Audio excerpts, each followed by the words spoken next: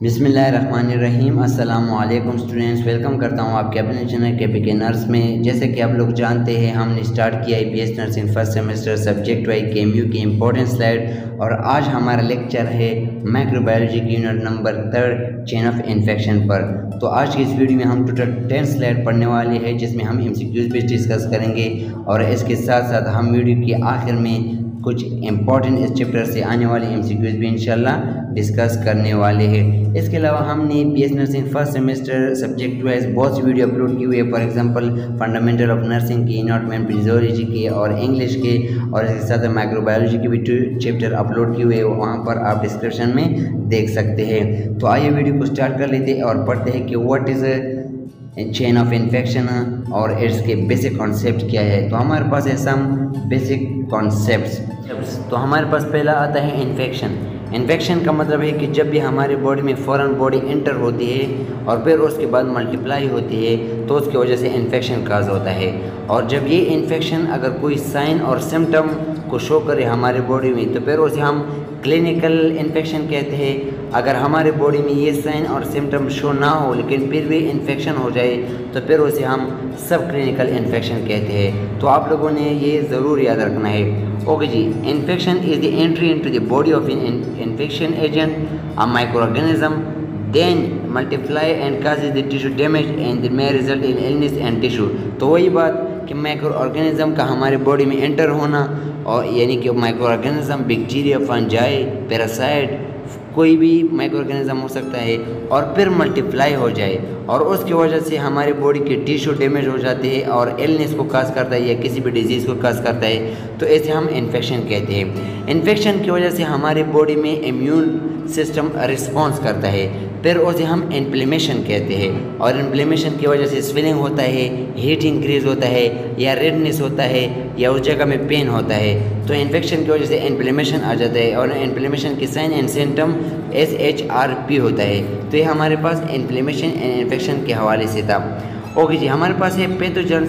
Pathogens are the microorganism that are capable of causing disease. Virus, bacteria and protozoans are the example of pathogen.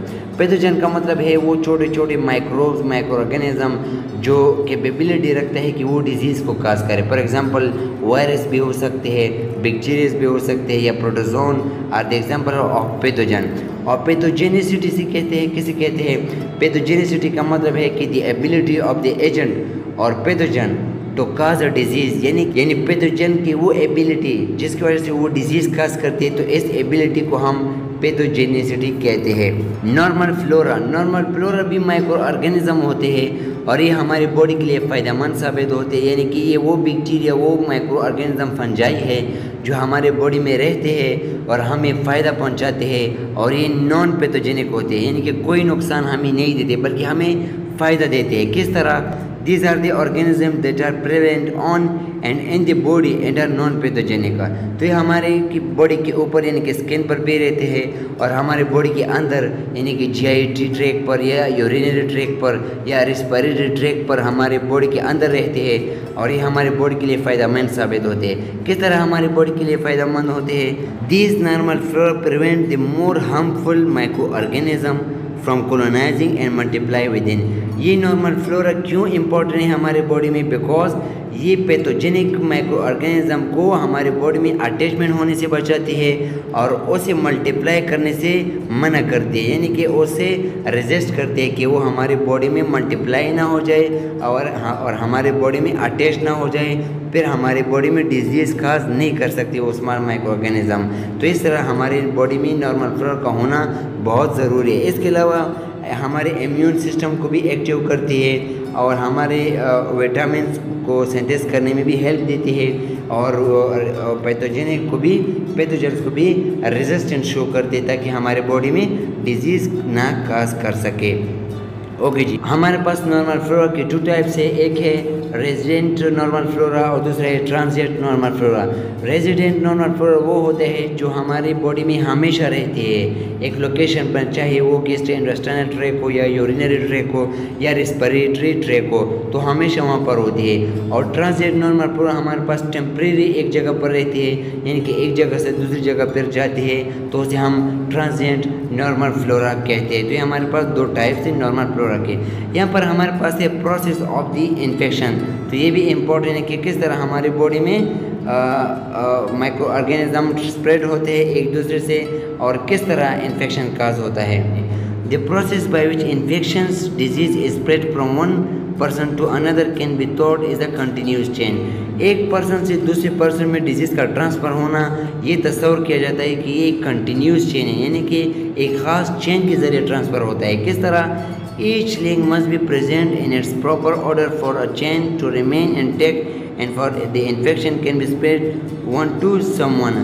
तो ये हमारे पास एक link के ज़रिए transfer होता है एक प्रॉपर तरीके से, एक ख़ास लिंक चेन होता है जो आगे हम अभी पढ़ने वाले हैं कि किस तरह एक डिजीज़ वन पर्सन से दूसरे पर्सन में ट्रांसफ़र होता है। हमारे पास पहला इन्फेक्शन एजेंट होता है, यानी कि स्मॉल माइक्रो ऑर्गेनिज्म जो इन्फेक्शन को काज करने वाला होता है, तो वो कहाँ पर होता है? रिजर्वायर में। रिजर्वायर का मतलब है जहाँ पर वो माइक्रो ऑर्गेनिज्म लाइव करता है, यानी कि रहता है वहाँ पर और मल्टीप्लाई करता है। उसके बाद फिर उसका उस पर्सन से पोर्टल ऑफ एग्जिट के ज़रिए बाहर जाता है।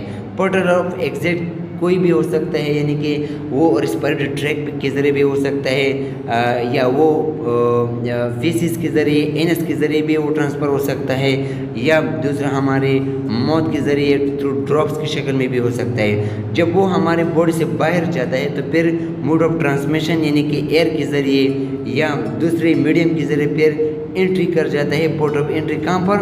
ससेप्टेबल होस्ट में। ससेप्टेबल होस्ट यानी कि जो होस्ट इस इन्फेक्शन को एक्सपोज होता है, जो सेंसिटिव होता है, तो फिर वो माइक्रोऑर्गेनिज्म उसमें जाता है, उसको भी इफेक्ट करता है और फिर वही माइक्रोऑर्गेनिज्म दोबारा इन्फेक्शन माइक्रोऑर्गेनिज्म इन्वायरमेंट में आता है और फिर दोबारा रिजर्वायर में लाइव करता है। तो इस तरह का ये एक चेन ऑफ इन्फेक्शन बन जाता है। तो आइए 1 बाय 1 इसको पढ़ते हैं। काजेटिव एजेंट लिंक नंबर 1 नाम से ज़ाहिर होता है वो एजेंट जो डिजीज़ को काज करता है। फॉर एग्जांपल टीबी किस माइक्रोऑर्गेनिज्म से काज होता है? माइकोबैक्टीरियम ट्यूबरकुलोसिस से। या कोलरा डिजीज़ किससे काज होता है? वाइब्रो कोलरा से। इस तरह क्लोस्ट्रीडियम टेटिनस को काज करता है। तो ये सारे हमारे पास काजेटिव एजेंट यानी कि काज करने वाले माइक्रो ऑर्गेनिज्म होते हैं। तो आइए पढ़ते हैं। A causative agent is in any microorganism or biological agent capable of causing disease, जो डिजीज़ काज करने की एबिलिटी रखता हो। These agents include the bacteria, virus, protozoa, rickettsia, fungi and helminths। तो ये हमारे पास bacteria, virus, protozoa, rickettsia, fungi, helminths, worms कुछ भी हो सकता है जो डिजीज़ को काज कर सकता है। सब microorganism are more violent than other, कुछ बहुत डेंजरस होते हैं एक दूसरे से। Characterise that effect the violent are the ability to, जो बहुत ही वायलेंस की एबिलिटी खसूसियात रखते हैं, यानी कि बहुत ही ज़्यादा ख़तरनाक होता है किसी भी डिजीज़ को काज करने के लिए। एडहेयर टू म्यूकोजल सरफेस और द स्किन, तो ये पहले क्या करता है? अटैचमेंट करता है म्यूकोजल सरफेस से मुराद लिक्विडिफाइड जो सरफेस होता है, फॉर एग्जांपल जो हमारा रेस्पिरेटरी ट्रैक है या डाइजेस्टिव ट्रैक है या स्किन है। पेनिट्रेटिंग द म्यूकोजल मेम्ब्रेन, तो जब वो अटैच होते हैं तो उसके बाद फिर पेनिट्रेट कर जाता है म्यूकोजल मेम्ब्रेन में। Multiply once in the body, फिर मल्टीप्लाई भी वहाँ हो सकता है। सेक्रेट द हार्मफुल एंजाइम और टॉक्सिन, फिर वहाँ पर वो बैक्टीरिया जाके टॉक्सिन प्रोड्यूस करते हैं। फॉर एग्जांपल क्लोस्ट्रीडियम टेटिनाई जो है वो टॉक्सिन प्रोड्यूस करता है, फिर वो इनवॉलंटरी मसल कॉन्ट्रैक्शन हो जाता है। और इसके अलावा रेजिस्ट द पेगोसाइटोसिस, इसके अलावा पेगोसाइटोसिस के को रेजिस्टेंस शो करते हैं। पेगोसाइटोसिस ये हमारे पास इम्यून सिस्टम की एक प्रोसेस है जिसमें माइक्रो ऑर्गेनिज्म को गल्फ किया जाता है। लेकिन ये कुछ माइक्रो ऑर्गेनिज्म इस तरह वायरुलेंस होते हैं, इस तरह की एबिलिटी रखते हैं कि वो पेगोसाइटोसिस को रेजिस्ट करते हैं, यानी कि अपने आप को डिस्ट्रक्शन से बचाती है।